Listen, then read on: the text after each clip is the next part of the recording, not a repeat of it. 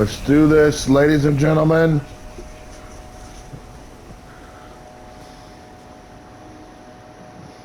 Life's end. Isn't it beautiful? It's almost tragic. When life ends, it gives off a final lingering aroma. Light is but a farewell gift from the darkness to those on their way to die. I've been waiting, Snake, for a long time. Waiting for your birth, your growth, and the finality of today. Boss, why are you doing this? Why? To make the world one again. The world used to be whole. But with the end of the Second World War, the philosophers began to fight amongst themselves, and the world was torn apart. The Cobras, my comrades who trained and fought alongside me, were torn apart as well. The foibles of politics and the march of time can turn friends into enemies just as easily as the wind changes. Ridiculous, isn't it? Yesterday's ally becomes today's opposition. And this Cold War? Think back. When I was leading the Cobras, America and Russia were fighting together. Consider whether America and Russia will still be enemies in the 21st century. Somehow I doubt it. Enemies change along with the times, the flow of the ages, and we soldiers are forced to play along. I didn't raise you and shape you into the man you are today, just so we could face each other in battle. A soldier's skills aren't meant to be used to hurt friends. So then what is an enemy? Is there such a thing as an absolute timeless enemy? There is no such thing, and never has been. And the reason is that our enemies are human beings like us. They can only be our enemies in relative terms. The world must be made whole again. The philosophers must be reunited. I will devote my skills to that purpose. And with the Colonel's money, I will achieve that end. Just as I once created the Cobras. They are my family. I may no longer be able to bear children, but I still have a family. It was November 1st, 1951. I was in the Nevada desert participating in atomic testing. The name Nevada is derived from Spanish, covered in snow, white as snow. And snow is exactly what I saw in that Nevada desert. It froze my blood white. Snake, you were an atomic test subject, weren't you? On Bikini Atoll. That's part of the reason I was drawn to you. You and I are alike.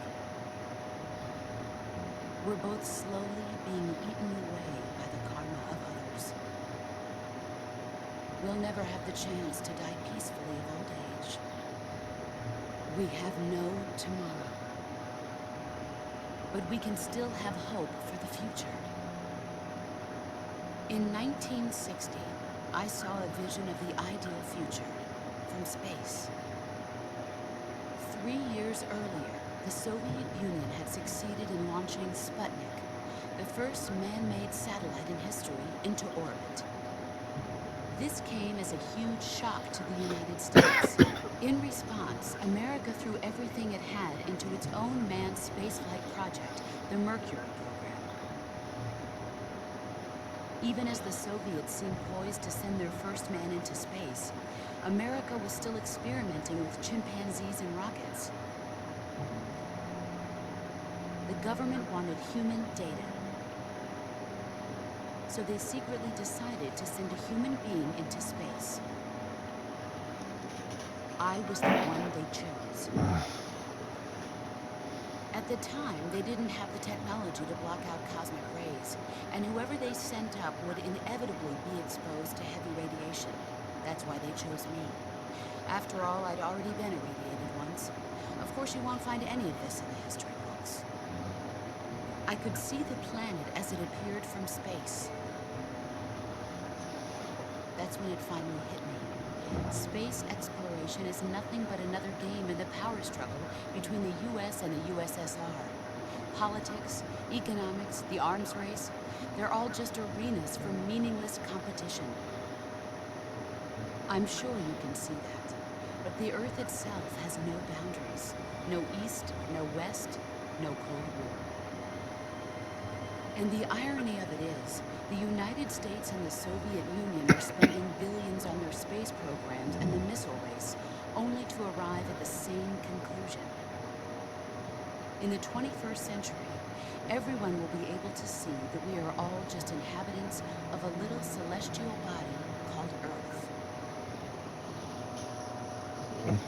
A world without communism or capitalism, that is the world I wanted to see.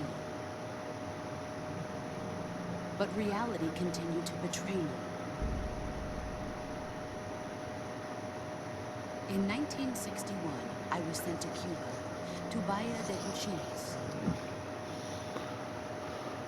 It was part of a CIA-sponsored invasion under the guise of taking Cuban exiles back to their country. But the US government betrayed them. Our weak-kneed president held back their air support. Defenseless, the exiles were annihilated by the Cuban army. All I could do was watch in silence. I was set up by the very country I'd sacrificed so much for, by the very government I dedicated my life to defending. I was driven from the surface world, and I went underground.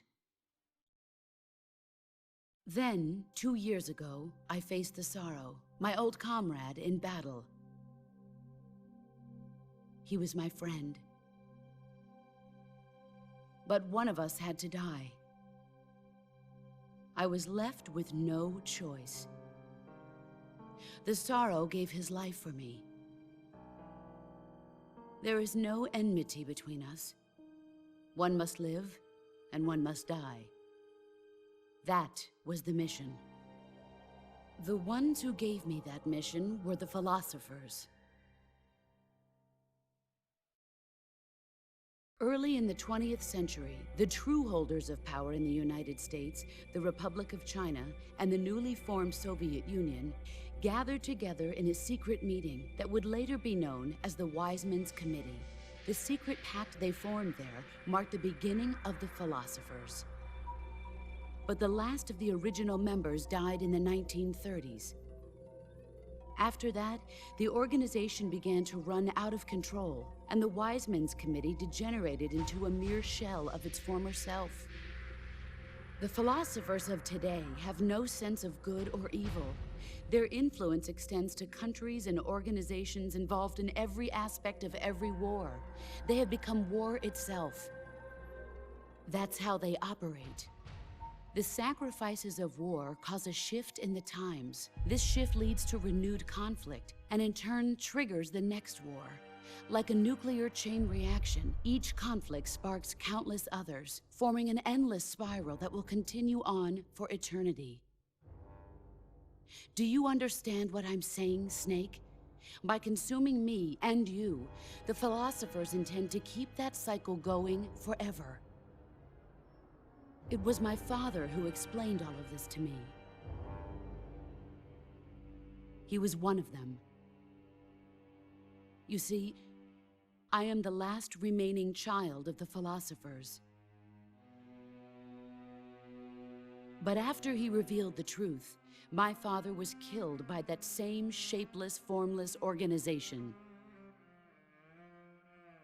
And my father isn't the only thing the philosophers have taken from me. In June of 1944, the Cobras and I took part in the landing at Normandy. We'd been given a top-secret mission to locate and destroy enemy V-2 rocket installations. I was pregnant at the time. The sorrow was the father. I gave birth on the field of battle. A beautiful baby boy. But my child was snatched away from me by the philosophers.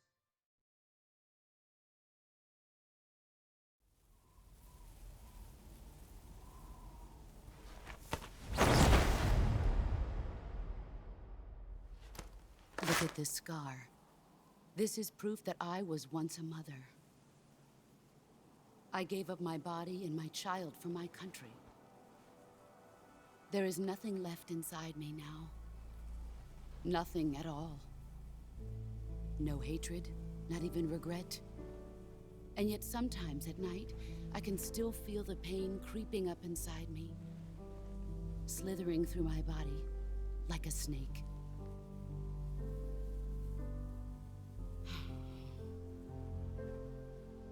I've never talked this much about myself before. Thanks. Thanks for listening to me.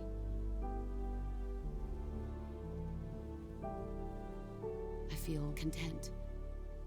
Snake, commence the operation. I raised you. I loved you. I've given you weapons, taught you techniques, endowed you with knowledge. There is nothing more for me to give you.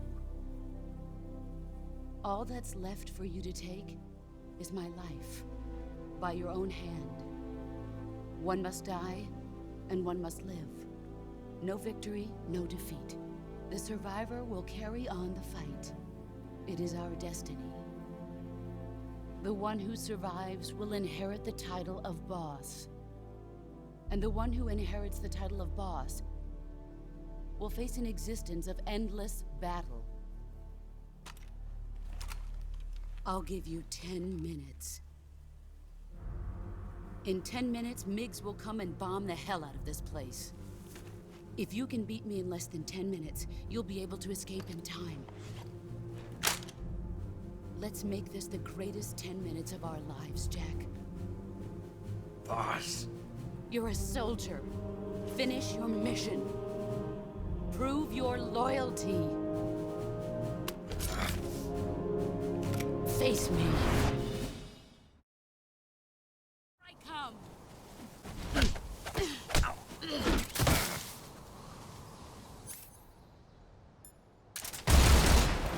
Heads up, Snake.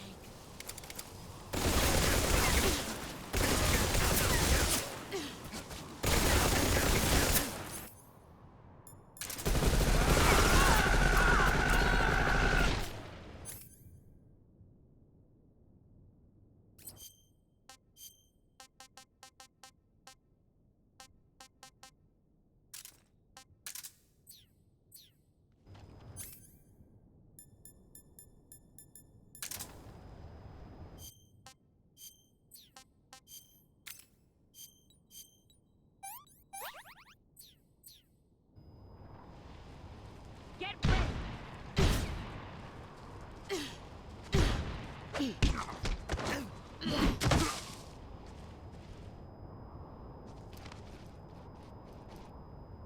Pathetic.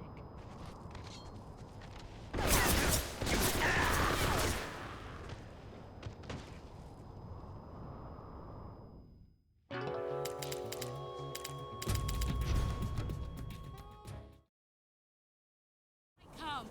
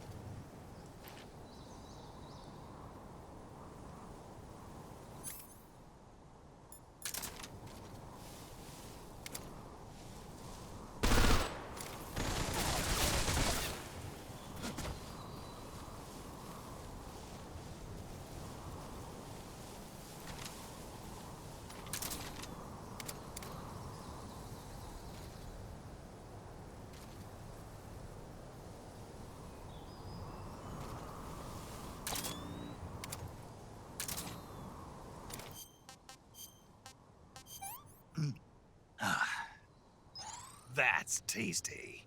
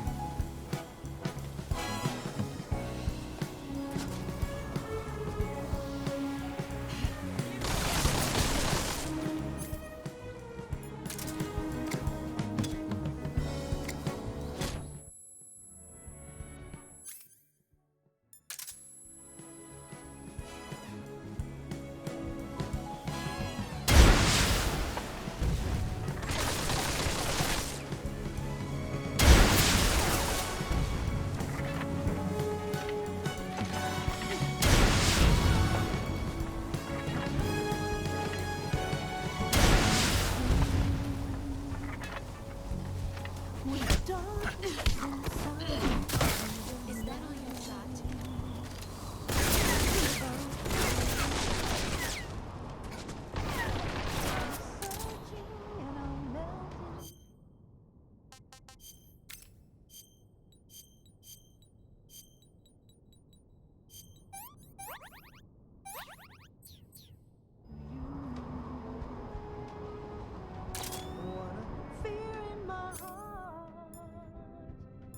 You're so supreme. I give my life, not for honor, but for you. In my time, there'll be no one else. Crime, it's the way I fly to you. I'm still in a dream, snake eater.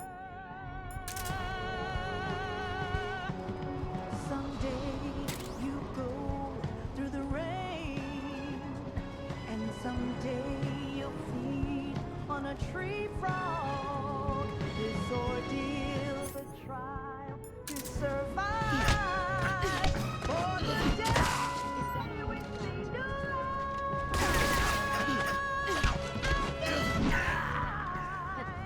Not for honor.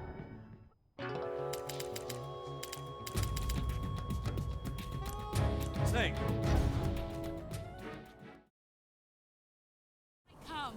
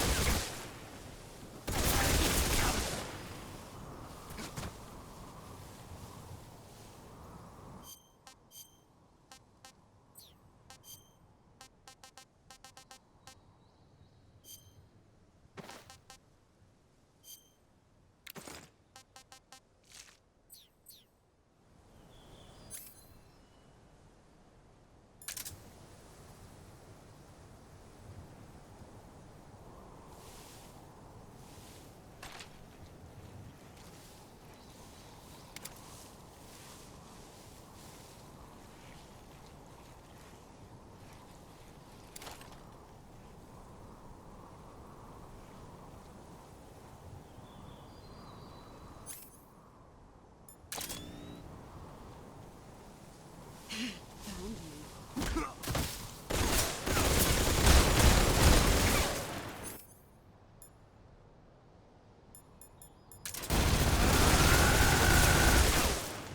Here I come. Let's see what you're made of.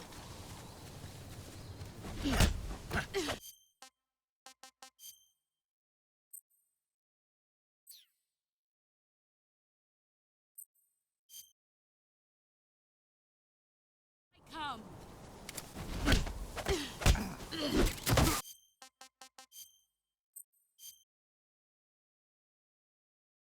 Come.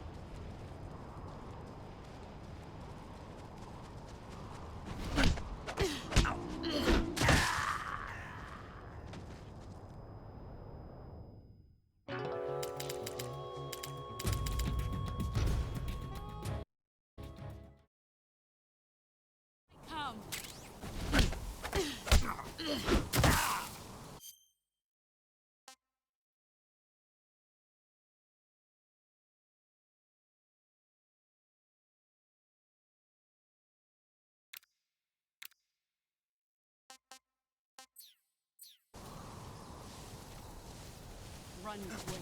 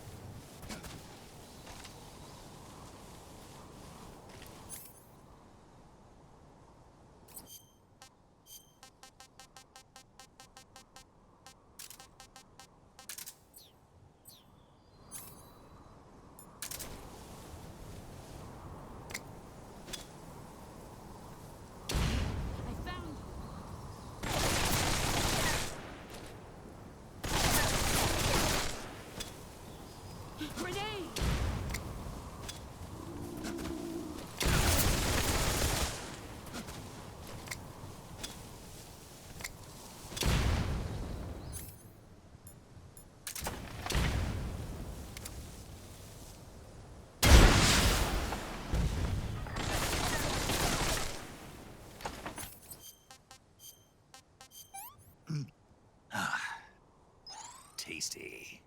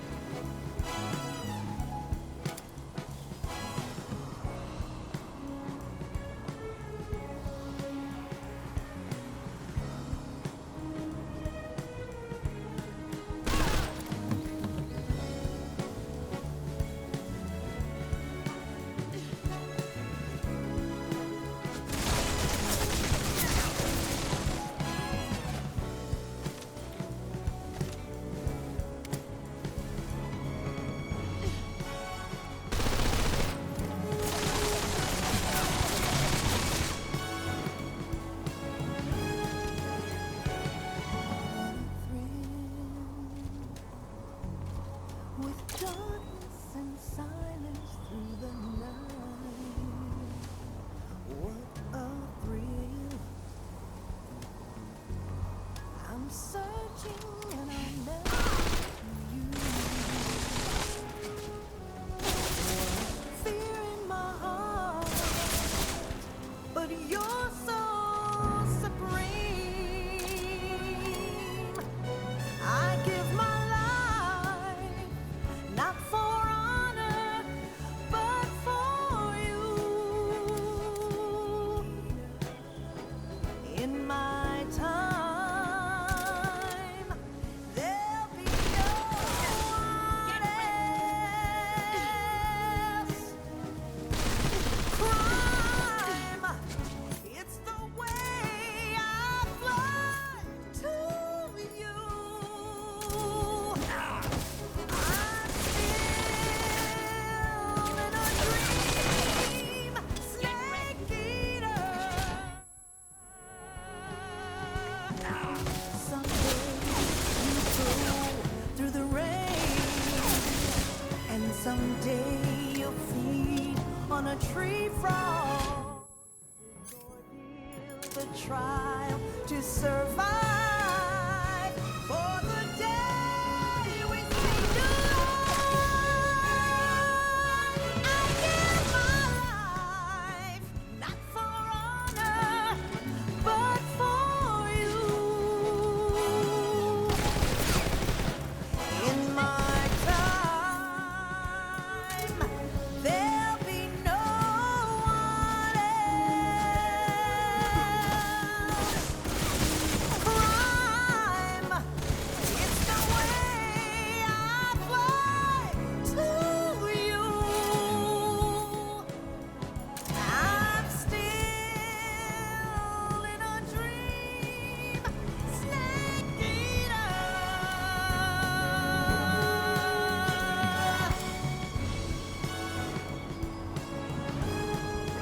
I'm still in a dream, snake eater.